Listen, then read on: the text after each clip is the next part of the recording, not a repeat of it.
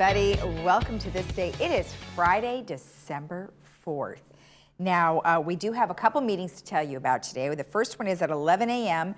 and is the third board special meeting, and that's the VMS appointments.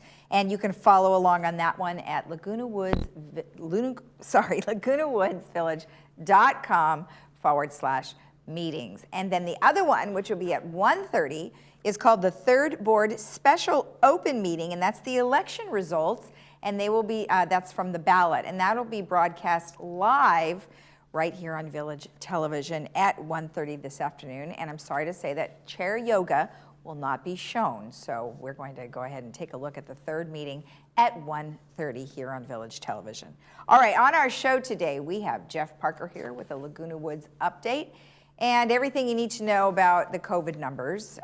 We have been informed by the governor yesterday of some new changes, and we'll go over those. And then we also have an update from Carl Randazzo, and he is going to give us a United update. Let's go ahead and give you our resources that we normally do for COVID-19. You can go to covid19.ca.gov and follow along with the governor's plans. OCHealthInfo.com is where you can get all of your numbers per zip code. And 714-834-2000 is the hotline. And you could always go to our website, which is LagunaWoodsVillageAlerts.com. And you can email us at info@LagunaWoodsVillage.com. Now, our weather is looking good, and the air quality is much improved because the fire is definitely heading in an entirely different direction than it was, and the winds are not as bad. Although we are still looking for windy conditions today and tomorrow, just not as strong. Today, 73-46, tomorrow 69-46, Sunday 69-47, partly cloudy on Monday with a 71-48, and then, boy, we take a big jump on Tuesday with lots of sunshine, 79-52. Our sunrise this morning was 6:40, and the sunset will be at 4:42 today. And thank you, Joel Goldstein, for sending in this photo. This was from a holiday parade in the past, and unfortunately, the holiday parade in Dana Point and Newport has been canceled, so we'll just have to look at pictures from the past. Thank you, Joel. If you have a holiday photo that you would like to send to us, please email it to LagunaWoodsVillageTV@gmail.com. All right, when we return, we will have Jeff Parker, so stay tuned.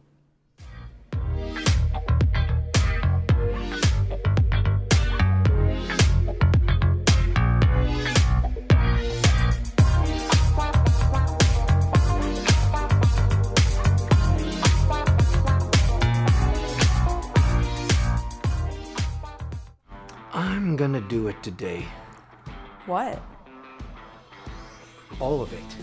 This is your time. You're ready for what's next. And what's next doesn't include compromise. Don't you have a doctor's appointment?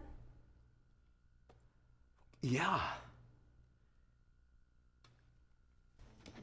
Introducing AVA, a new Medicare Advantage plan from Alignment Health Plan that gives you access to a primary care doctor and specialist from the comfort of your own home with 24 hours a day, 7 days a week concierge service. Benefits include no monthly premium, dental, vision, and a $0 copay to see a doctor with low out-of-pocket costs, full drug coverage, pet care, and more.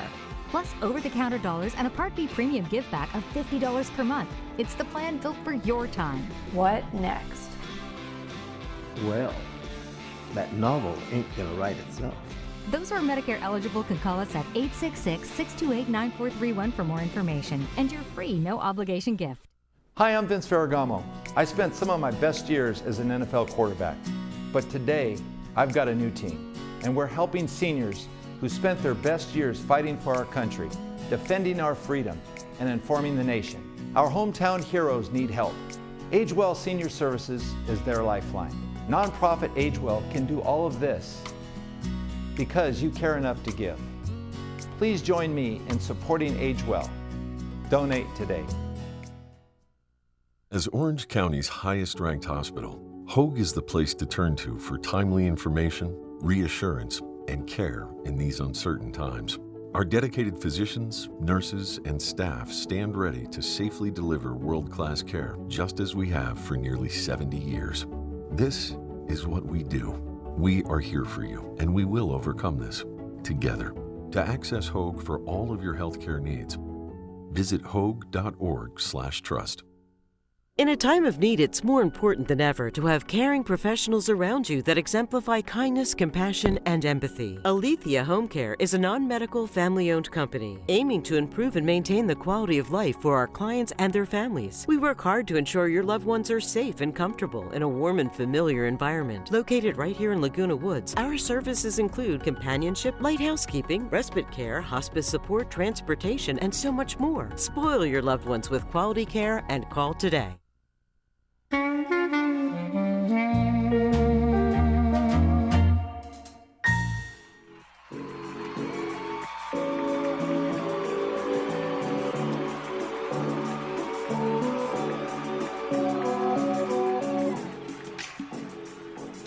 Welcome back. All right, we have Jeff Parker with some updates for Laguna Woods area, as well as COVID numbers. Well, thank you for joining us again. Happy Friday. Happy Friday to you.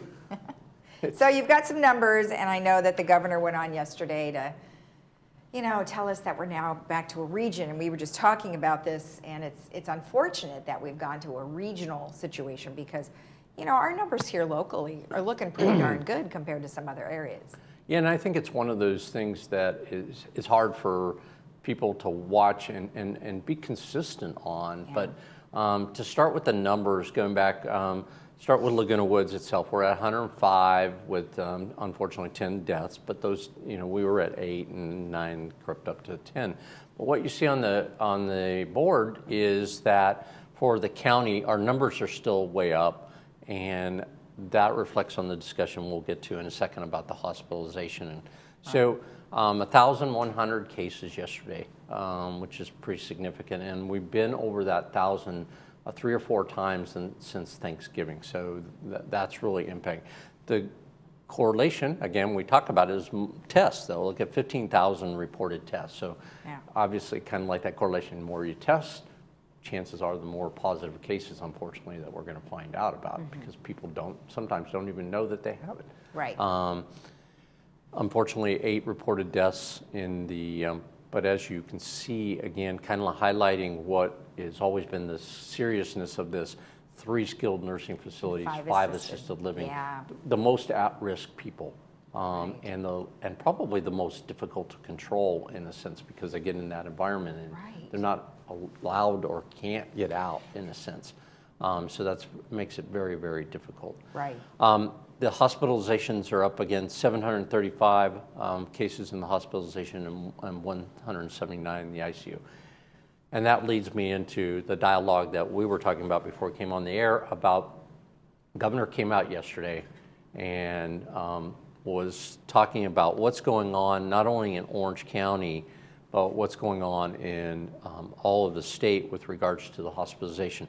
So before I jump to that, I'm going to go to our rates. As you can see, when we talked last week, we've seen a big jump in our rate cases. We're at now 22 per 100,000. And I think the other one that jumped up quite a bit since we last talked was the third one, where we're now at 13% positivity rate. Remember, that is looking at the highest kind of zip code areas within Orange County where it is the hot spots really are. And that's showing you that even though here, and I'll talk about Laguna Woods, when you look at our zip code, our positivity rate's only at 4.9. Right. So again, we're doing a good job here, but in the hot spots for Orange County, they're looking at a 13%, which is obviously 3 times greater. And that's pretty serious. One of the other ones that if they, I don't know if they can click on the hospital ICU button down there, is what we can talk about. Yeah. So this is where the governor yesterday basically came out with new orders with regards to kind of stay at home. Here's where we're headed, and it's focused on the numbers on the right there, which is the percent of ICU beds that are available. And basically, he divided the state up into major regions, and one is Southern California. And Southern California basically is from Ventura County all the way down to San Diego County, Imperial County, Riverside County, San Bernardino County, big area. And basically, if we drop below 15% for that region, then this order goes into place, which severely shuts down more activities. We're at 17 for the county now. When we start to look at that average, my guess is we're going to drop below that. So Monday when we're probably going to sit here and go, okay, what does this mean now? Right. And we're already taking a look at that. Probably the biggest impact for the village here is that there clearly won't be any indoor activities. And we're already there in a sense. There will be some limitations on the outdoor activities. Right now, and one of them, if we have to go in this direction, we'll be back to playing singles and tennis, singles and pickleball, singles with golf carts with regards to ridership. Those are the type of things that are mandated in that step if we have to go in that direction versus what we're doing. Outdoor activities are still permitted, so that's the good news. We'll still be able to have outdoor things. Probably the other one that's a big, but based on that information that we have, and if this clicks in the next couple of days, going forward, we won't be able to have any big group gatherings. So the concerts that we've been doing, those type of activities in the future are not going to be able to be scheduled. And we'll get that information out there if we hit that. Once you're in that category, what he's talking about is 3 weeks mandatory categorization of that stay-at-home order. So that would put us obviously until the end of the year. And so we'll be talking about that Monday for sure. I don't want to speculate, but I know that gathering the information that we had is anticipated even by the governor's office that out of the 5 statewide groupings, 4 of them are probably going to fall into that category by Monday, and the 5th one later in the week. So that's based on this trend, and that goes back when you look at those numbers. It's a 7-day trend, and all the numbers have spiked so much, and hopefully people can follow the rules, use the mask, wash their hands and stuff, and slow this thing down. Exactly. And I'm happy to say that he did say get outside, do things outside. I mean, hey, our weather is holding up just nicely here in California. I feel bad for many of the other states who aren't as fortunate. Even in Northern California, it's colder there than it is here. So we're very lucky because we can do many of those outside things. You and I were talking off camera about how some of the restaurants are sort of accommodating this, and they're doing tents and things like that. But you know, once you get yourself enclosed again, you have to be careful. So if there's a choice, maybe sit outside instead of sitting in the tent. I mean, I hate to say that, but you have to be careful. Yeah, and it's and that's where the each county's going to be looking at that with regards to how they're implementing those state rules, because you know, being outside's critical to staying active, being able to walk. But the provision may come down, and I was looking at it, and it's an interpretation. If you're out walking, then you need to be wearing a mask when you're out walking. That's a different change if we fall into that category. So a lot of those are nuances we'll talk about Monday, and certainly we'll get that information out. We'll have some more information in the blast today.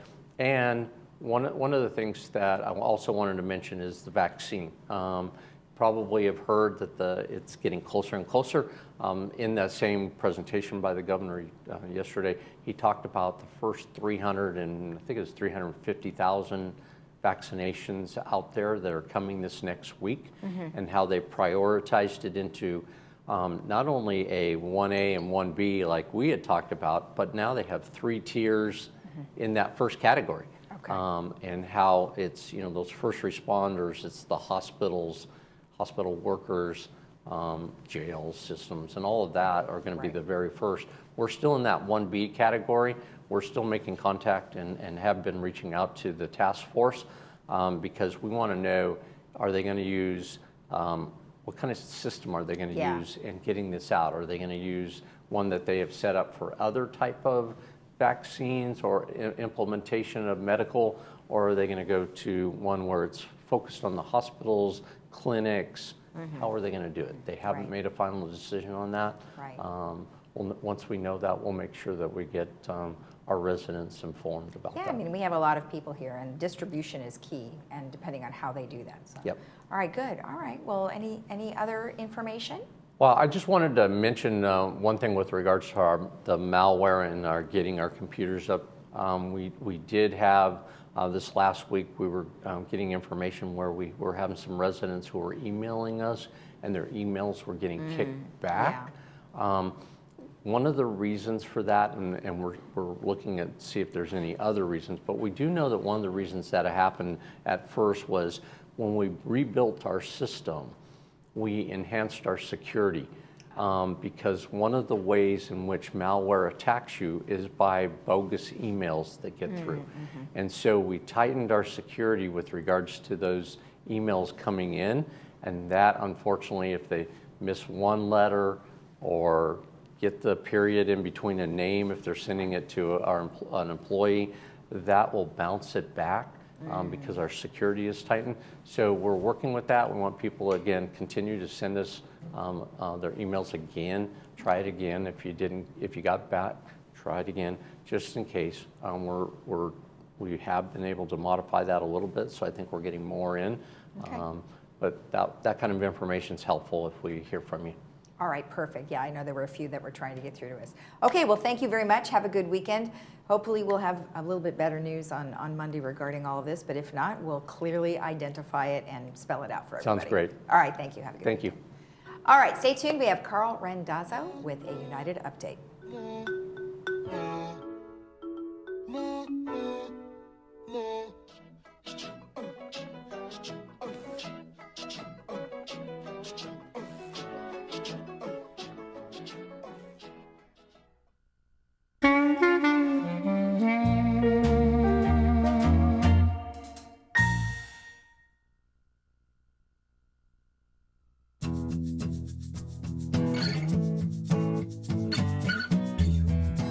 Welcome back. Well, today I am joined by Carl Randazzo, who is here on behalf of the United M&C committee meeting. Well, Carl, thank you for joining us today. Thank you for having me. Appreciate it. You're welcome. Well, I know that there was a meeting in November, late November, and you're here to give us an update. So go right ahead. Thank you. Right. And it's just as I indicated, just information based on what happened at that meeting. So on November 20th, we had this M&C meeting, which we have either on a monthly or a bi-monthly basis, depending on the time period. And among the topics that were discussed was the restart of work and projects that need to be accomplished in our community, and which of these items will be completed this year. We also discussed the implementation plan for our new 15-year paint program. With regard to the actual maintenance and construction daily work activities, we are continuing to address all call-ins from the residents for repairs and general maintenance. The VMS personnel who will be entering a unit, should you call for service, are instructed to wear personnel protective equipment and use other COVID safety protocols. Very important. They will be wearing masks. We'll try to maintain 6-foot distance. If you have a repair or a maintenance item that needs attention, call resident services and ask for help, and be assured that VMS personnel will do the work and maintain all COVID safety protocols. That's a very important point. With regard to the activities and projects that we have scheduled and budgeted for this year, this goes beyond the regular day-to-day maintenance. Many of those activities are still being worked or have been completed, and they fall into the following categories. And some of these activities had been stopped during the year for about 3 or 4 month time period because of the COVID. The first is the work that has been scheduled for this year and has been started and completed. And there's 4 of those that were started and completed. There's the cul-de-sac signage, which people have seen, whereby there's green signs on the posts that have the street signs. Asphalt paving programs, whereby we basically update this asphalt where there's some problems with asphalt paving in certain areas of United. Seal coat program, where we lay down a coat of black tar, okay, to seal the things seal the roadway so that if rain falls down, it doesn't seep in and then undermine the roadway. And then the roofing program, we have so many roofs that we repair or replace on a yearly basis, and that's being done based on a certain schedule. So we completed many of those activities. We completed all of those activities. The second category, excuse me, is work that has been scheduled for this year and has been started, but is still working, but is expected to be completed this year. And that includes replacement of certain sections of barbed wire fencing with shepherd's crook fencing, We anticipate replacing approximately 300 feet of fence in priority areas this year. This is done on a yearly basis. Termite fumigation. This year, residents were given the option to defer this activity until next year, since this would require them to vacate their units in order for the unit to be tented and fumigated. The COVID issues scared some people into not wanting to spend time in a nearby hotel while this fumigation was conducted on their unit. Even though this year residents were given the option, we need to remember that termites are ravenous creatures, and where termites are found, they have to be dealt with so that they do not do damage and is no longer easily repairable or create unsafe conditions. So assuming that we are over the COVID crisis, in the latter part of next year, we will need to be more aggressive at that time to removing the termites from our units. So at that particular point in time, we're going to be offering those same people that denied it this year to do their termite work next year. And hopefully without COVID, we'll be able to get them into a hotel room and take care of that problem before the termites take care of us. And then the third category is work that has been scheduled for this year and has been started and is still working, but will not be completed this year. And the following work will not be completed this year. And these items are multi-year activities. And each year a certain amount of work is scheduled to be done. This year we will not be able to complete the work that was scheduled due to COVID shutdown that had occurred at the beginning of the year. And a catch-up schedule has not been planned. It was felt that a catch-up schedule would really be counterproductive, okay, at this particular point in time. We can wait on some of these activities. So as of this moment, it is not anticipated that we would be completing any of this work this year. These items fall into the following categories: replacement of push-matic panels, where we are changing out push-matic panels in certain units. They have push-matic panels, electrical panels, that have to be replaced with another manufacturer's panel and another manufacturer's circuit breakers. Push-matic panels have been problematic in the past, so we're trying to basically clear ourselves out of all push-matic panels. Waistline remediation program, where we're lining the drain pipes with an epoxy lining in order to prevent them from leaking and prevent the buildup of corrosion products that will block the pipe. Most of these pipes are cast iron, and over 50 years or so, they have a tendency of rusting and corroding. So the corrosion builds up and creates a blockage in the pipe, or it also puts pinholes in the pipe, whereby then in time that they'll just turn into larger cracks. And as a result of that, you'll have a leak in the manor or a leak in the soil. So we're trying to get those with a remediation program. That's ongoing, but it will not be complete. The work that was scheduled for this year will not be completed this year, will be deferred to a following year. And then prior to paint program, which is part of the prior to paint and the paint program, where we conduct repairs of structures before we paint them. This program is tied together with the actual paint program, where a plan has been developed to repair and paint certain buildings on a 10-year cycle. And this year we changed that to a 15-year cycle. And that cycle of 15 years will start as of January 1st, 2021. That was a cost-saving measure, and we felt that that would be worthwhile to save some money. And we also did all of the checks to see if that would be detrimental to us by deferring some of that, and we felt that it would not. So this was something that we thought through. Okay. At this time, I would also like to restate what I have already stated regarding the access of workmen to the units.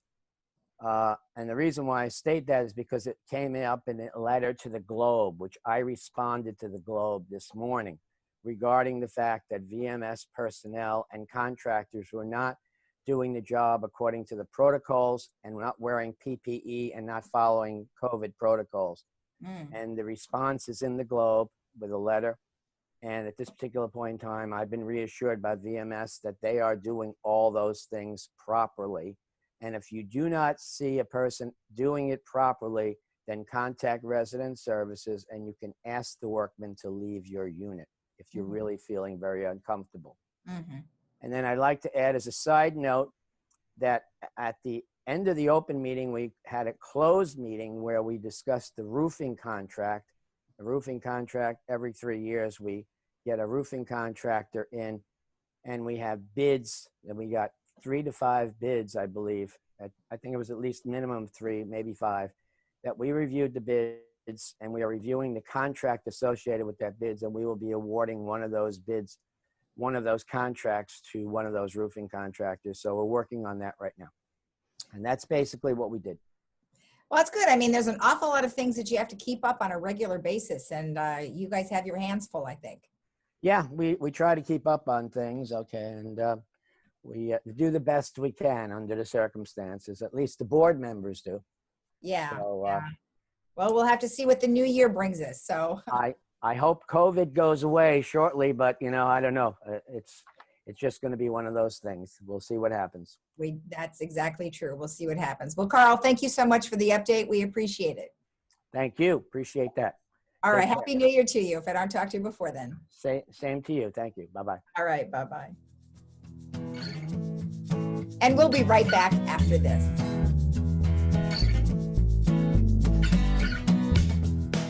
If you struggle to hear during FaceTime or Zoom calls, or when others are wearing a mask, we have an answer. Hi, I'm Ann Mundell-Noel, audiologist and owner of Amazing Hearing. The Widex Moment is the fastest processing hearing aid available. Faster processing means the best clarity possible for you. Join us at our Widex Moment hearing event going on now and experience what our patients are saying. The Moment hearing aid has changed my life. Call us today to schedule your appointment. Do you have a fear of falling? Every year, about 235,000 people visit emergency rooms because of injuries suffered in the bathroom. Here at Home Safety Advisors, we care about your safety. Made in the USA, Home Safety Advisors provides walk-in bathtubs that can reduce falls up to 85%. With our safe and quick install, you'll maintain your independence and experience luxury in your own home. Visit our website or call 949-456-4717.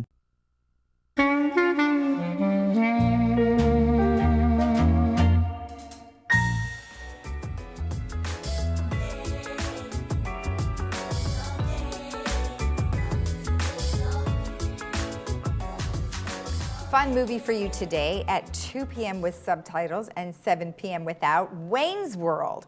Very funny, and you guys will totally enjoy it. And that's sponsored by Hoag Orthopedic Institute. And then don't forget, tomorrow is the Jolly Cart Parade, and that will start at 2 p.m. And if you want more information, you can call 949-597-4273. Let's take a look at our weather one last time. Looking quite nice, although we are expecting winds again today and tomorrow. 73-46, 69-46, and then Sunday 69-47. Partly cloudy starting Monday, and then Tuesday we are going to warm up quite a bit to 79 with an overnight of 52. All right, have a great day in the village. Don't forget that at 1:30 there is a live meeting on Third's ballot proposition, and you can watch that right here on Village Television. And then you have a great day. We'll see you again here tomorrow at 9 a.m. Happy Friday. Bye-bye.